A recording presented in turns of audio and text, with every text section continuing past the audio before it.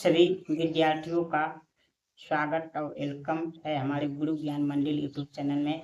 आज मैं आप लोगों के लिए संस्कृत का एक बहुत ही महत्वपूर्ण पाठ लेके आया हूँ, जो आप लोगों के लिए संस्कृत पढ़ने, लिखने, समझने में बहुत ही सहायक होगा। आप जानते हैं संस्कृत पढ़ने के लिए हमें धातु रूप और शब्द रूप का ज्ञान होना चाहिए। आज हमने तो आपको अपने गुरु ज्ञान मंदिर यूट्यूब चैनल पे धातु रूप को पूरे विस्तार और आसानी नियम से बता चुके हैं। आज हम आप लोगों को शब्द रूप के बारे में बताएंगे। यानी संस्कृत पढ़ने, लिखने और समझने के लिए हमें शब्द रूप का ज्ञान अति महत्वपूर्ण होता है। हमें शब्द रूप आना चाहिए। सबसे पहले हमें शब्द रूप में सर्वनाम शब्द रूप को आना चाहिए, जो सबसे विशेष स्थान होता है संस्कृत में। आज हम आप लोगों को संस्कृत के सर्वनाम शब्द रूप के बारे में बताएंगे।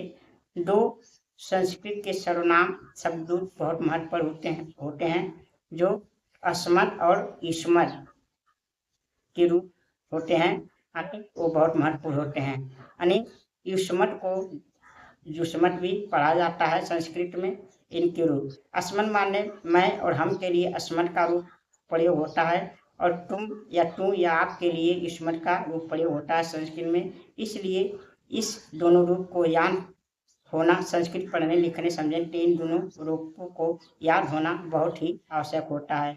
जब तक ये दोनों रूप आपको आएंगे नहीं, संस्कृत आपको आसानी से समझना, लिखना, पढ़ना नहीं आएगा।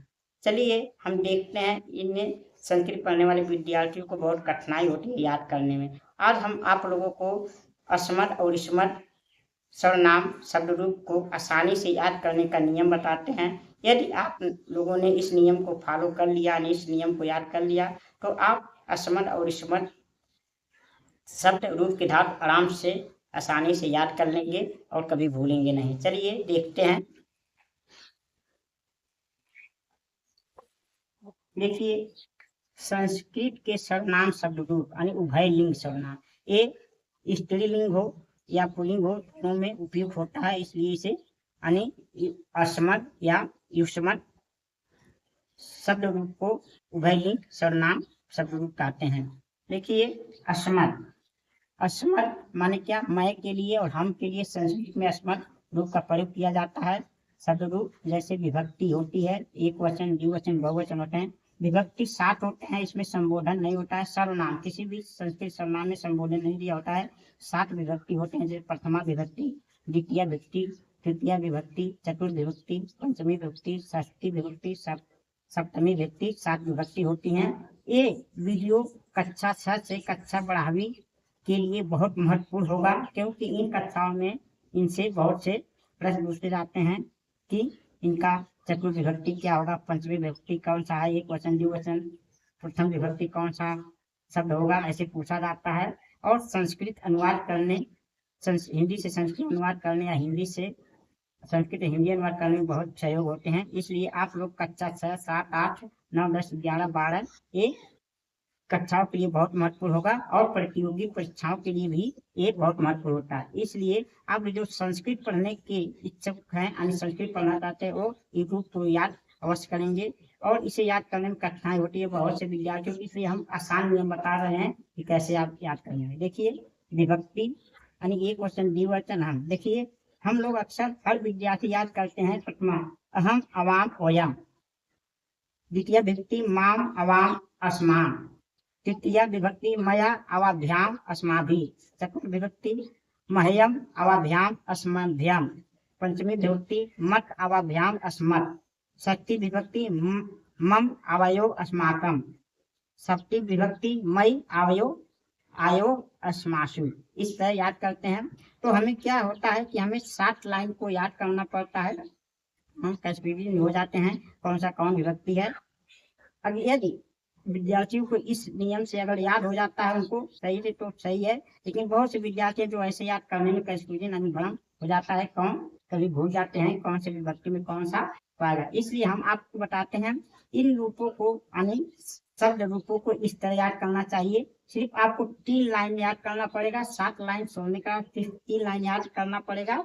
मुख्य बातें आप याद रखिए कि विभक्ति 7 होती हैं, एक वचन द्विवचन 3 होती है। इतनी बातें याद रखिए। उस वजह से पढ़िए, अहम माम मया मह्यम मत मम मयि।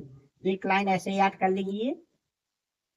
आप ये याद रखिए कि यहाँ पहला शब्द जो प्रथमा रहेगा, द्वितीय, दूसरा शब्द द्वितीय, तृतीय, तीसरा शब्द तृतीय, ऐसे क्रम याद रखेंगे। बस ऐसे याद करना है, अहम माम मया मह्यम मत मम मयि। इस तरह से यानी अहम माम मया मह्यम मत मम मयि हो गया एक वचन में। यानी अब दूसरा द्विवचन याद करेंगे, आवाम आवाम आवाभ्याम आवाभ्याम आवाभ्याम आयो आयो। ये तो द्विवचन बहुत आसान होता है क्योंकि 2 शब्द एक ही होता है, 3 शब्द एक होता है, 2 शब्द अलग होता है। ये तो बहुत आसानी से याद हो जाएगा। आवाम आवाम आवाभ्याम आवाभ्याम आवाभ्याम आयो आयो, ऐसे याद कर लेंगे आप। आवाम आवाम आवाभ्याम आवाभ्याम आवाभ्याम आवयो आयो, ऐसे याद कर लिया। अब बहुवचन, ओयम अस्मान अस्माभि अस्माभ्यम अस्मत् अस्माकम अस्मासु, इस तरह याद करेंगे। यानी ओयम अस्मान अस्माभि अस्माभ्यम अस्मत् अस्माकम अस्मासु, इस तरह से याद करेंगे। यदि आप इस तरह से याद कर लेंगे तो एक कभी रूप आप भूलेंगे नहीं। एक प्रथमा विभक्ति, द्वितीय विभक्ति, तृतीय विभक्ति, चतुर्थ विभक्ति, पंचमी विभक्ति, षष्ठी विभक्ति, सप्तमी विभक्ति, परेशानी गलती नहीं हुई। बस आपको एक वचन द्विवचन बहुवचन याद रखना है। इस 7 लाइन, बस ऐसे 3 लाइन याद रखना है। ये तो हमेशा हर रूप में होता है, विभक्ति एक वचन द्विवचन बहुवचन, प्रथमा द्वितीय तृतीय चतुर्थ पंचमी, सब ये तो सबको पता रहेगा। बस कंफ्यूजन इसी में होती है 3 लाइन। तो आप 3 लाइन बस ऐसे याद करिए 3 पंक्तियों में। यानी अहम माम मया मह्यम मत मम मयि आवाम आवाम आवाभ्याम आवाभ्याम आवाभ्याम आवयो आयो ओयम अस्मान अस्माभि अस्माभ्यम अस्मत् अस्माकम अस्मासु, इस तरह याद करेंगे। अब मुझे विश्वास है कि आप लोग को एक अस्मत् का रूप याद करने का तरीका पसंद आया होगा।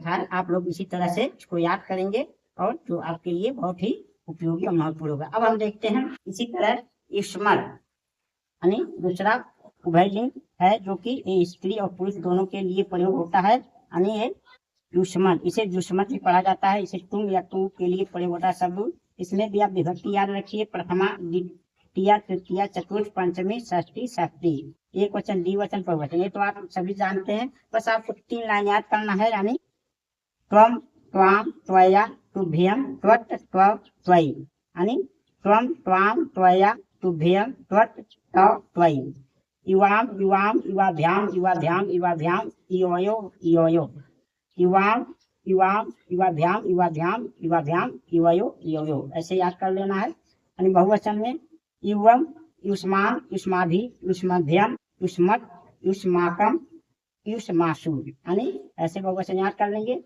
युवम युष्मान युष्माभि युष्मभ्यम युष्मत् युष्माकम युष्मासु, इस तरह से याद करेंगे। तो आपको केवल 3 लाइन ही याद करना पड़ेगा। ये तो सबको पता होता है आपको। यानी अस्मत् और युष्मत् का रूप आसानी से याद हो जाएगा।